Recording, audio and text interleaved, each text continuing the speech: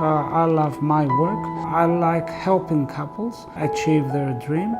And of course, every baby that comes to life is precious, even though a couple of tens of thousands of babies have been born through our practice here. It's always, we see it like the first baby being born.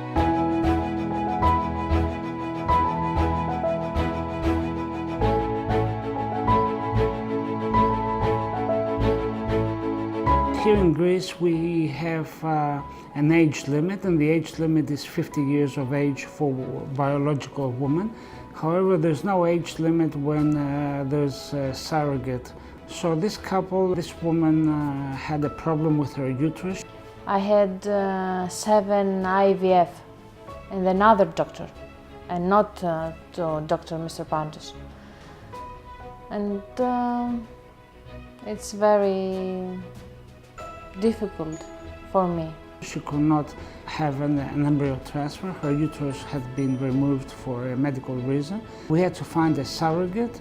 My mother is volunteer to this decision. So long as the surrogate had gotten a court order for this procedure, and so long that the surrogate was health-wise was in perfect health. I was worried for my mother, but the doctor told me that it's all okay. And they had resolved all these ethical issues between the court and the family. So it was up to me just to provide a medical service. So this is what I did. For me, it's the God, the better doctor in the world, I think. And making sure that the pregnancy went ahead until a healthy baby was born. And now I'm very happy I have my child in my hand.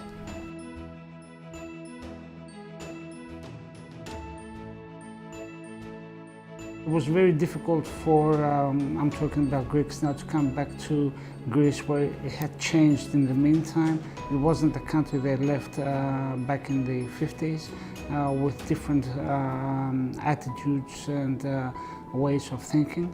And so they could not manage to stay here. Some migrants, however, managed to resettle back in their original country.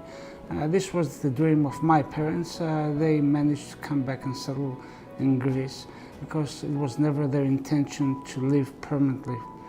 Of course, they miss Australia now too, because Australia gave them a new sense of life, gave them the opportunity to financially become stable again, and also to create a family in a more stable environment than Greece used to be in the early 50s.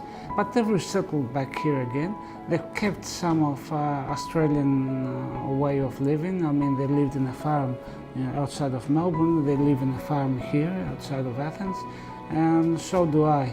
You know, we have a restaurant on the mountains, and it's a large property. We have various animals there. We have deer, we have donkeys, we also have a few kangaroos, which keeps us in touch with Australia.